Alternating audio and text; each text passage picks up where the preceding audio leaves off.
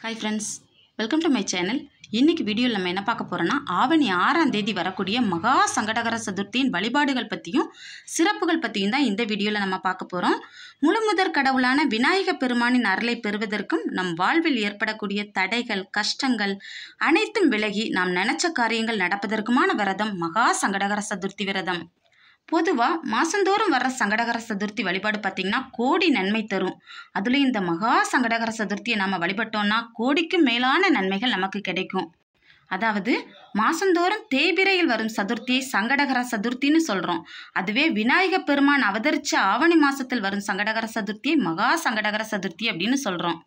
அதனால் பெரிய சங்கடகர சதுர்த்தியின் போது, அதாவது மகா சங்கடகர சதுர்த்தியின் போது விரதம் இருக்க முடிஞ்சால் விரதம் இருந்து வழிபாடு பண்ணோன்னா நமக்கு வாழ்க்கையில் இருக்கக்கூடிய இன்னல்கள் எல்லாம் விலகி, குறிப்பாக பார்த்திங்கன்னா கிரக தோஷங்கள் விலகி வாழ்க்கையில் வளமாக இருப்போம்.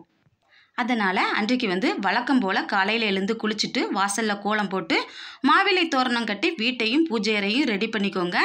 எல்லா தெய்வத்துக்கும் நல்ல வாசமுள்ள மலர்களை சாத்தணும். மலர்கள் இல்லைன்னா வாசனை பொருட்கள் பூசி வாசனையுடையதை ஆக்கிக்கணும். அடுத்து நாம் எந்த தெய்வத்துக்கு வழிபாடு பண்ணுறோமோ அந்த தெய்வத்தை மனை மீது அமர்த்தி சிறப்பு வழிபாடு செய்யணும்.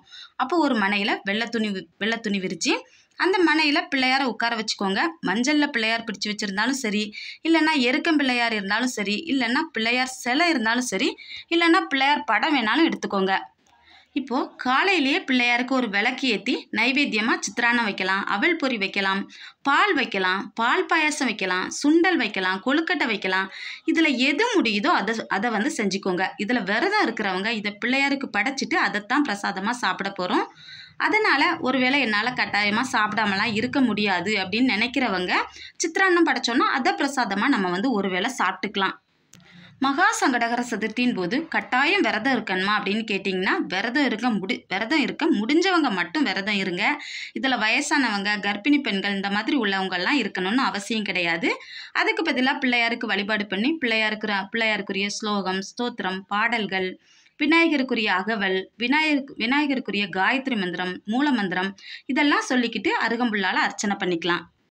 முக்கியமாக பார்த்திங்கன்னா மகா சங்கடகர சதுர்த்தியின் போதும் மாதந்தோறும் வர்ற சங்கடகர சதுர்த்தியின் போதும் நாம் இந்த வழிபாட்டை பண்ணணும். இந்த வழிபாட்டை பண்ணால் நமக்கு என்ன பலன் கிடைக்கும் அப்படின்னு பார்த்திங்கன்னா கிரக தோஷம் இருந்தால் அது சரியாயிரும். சந்திரன் ஜாதகத்தில் சரியான இடத்துல இல்லை அப்படின்னா நீங்கள் மகா சங்கடகர சதுர்த்தி அன்னைக்கு விநாயகர் வழிபாட்டை பண்ணலாம்.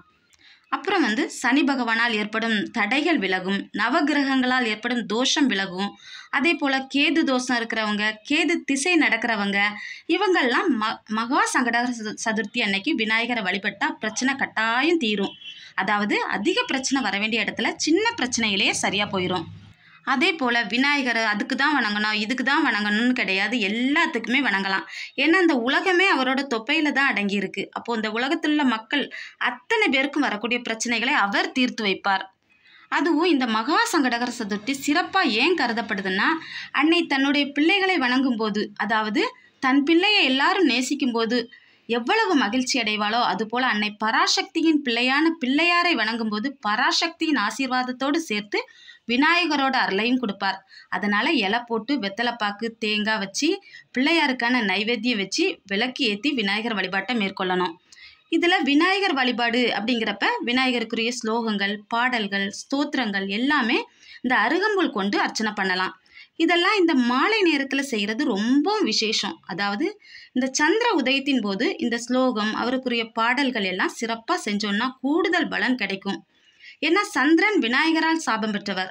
அந்த சாப நிவர்த்தி எப்படி கிடைக்கும் அப்படின்னு விநாயகர்கிட்டயே சந்திரன் கேட்டிருக்கிறாரு. அதுக்கு பிள்ளையார் சொல்லியிருக்கிறாரு, என்னை சங்கடகர சதுர்த்தி அன்னைக்கு மாலை வேளையில் வழிபடு, நீ உதித்த பின்பு உன்னையும் கையெடுத்து கும்பிட்டு வணங்குவாங்க, அதுக்கான பெருமையை தரேன் அப்படிங்கிற ஒரு வரத்தை பெற்ற காரணத்தினால் நம்ம மாலை வேளையில் இன்னொரு முறை விளக்கேற்றி அவருக்குரிய மந்திரங்கள், அதாவது காலை வேளையில் நைவேத்தியம் படைச்சி விளக்கேற்றி தேங்காய் உடைச்சி பூஜை பண்ணிக்கோங்க. மாலை வேளையில் நாம் அவருக்கான மந்திரங்கள் எல்லாம் சொல்லி மறுபடியும் விளக்கேற்றி வழிபாடு பண்ணி தீப தூபங்கள் எல்லாம் காமிச்சதுக்கு அப்புறம் போய் சந்திரனையும் பார்த்து நமஸ்காரம் பண்ணிக்கிட்டு நாம் வழிபாட்டை முடிச்சுக்கலாம். இதில் விரதம் இருக்கிறவங்க எப்போ விரதத்தை திறக்கணும் அப்படின்னு பார்த்தீங்கன்னா அன்றைக்கு நைட்டு இல்லைன்னா மறுநாள் காலையில் யாராவது சாப்பாடு இல்லாமல் கஷ்டப்படுற ஒருத்தருக்காவது சாப்பாடு கொடுத்துட்டு நாம் விரதத்தை திறந்துக்கலாம். இதில் வந்து நீங்கள் மஞ்சளில் பிள்ளையார் பிடிச்சி வச்சுருக்கீங்கன்னா குளிக்கும்போது அதை தேய்ச்சி குளிச்சிக்கலாம், இல்லைன்னா விமர்சனம் பண்ணிக்கலாம். வழக்கம் போல் ஆத்தங்கரையில், அதாவது ஓடுற தண்ணியில், இல்லைன்னா செடியில் போடுறது, இந்த மாதிரி பண்ணிக்கலாம். அது மட்டும் இல்லாமல் எந்த ஒரு பூஜை பொருளாக இருந்தாலும் இப்போ அருகம்புல் அப்படிங்கிறப்ப அதை காய வச்சு பொடி பண்ணி சாப்பிட்டுக்கலாம், இல்லைன்னா அதை கொண்டு போய் மரத்தடியிலையோ மண்ணுக்குள்ளேயோ போட்டு வச்சுக்கலாம். இப்போ வந்து 2024 மகா சங்கடகர சதுர்த்தி எப்போ வருது அப்படின்னு கேட்டிங்கன்னா 22ஆம் தேதி 22/8/2024 ஆவணி 6ஆம் தேதி வியாழக்கிழமை அன்றைக்கு வருது. வியாழக்கிழமை 6:15க்கு தான் சதுர்த்தி திதி ஆரம்பிக்குது.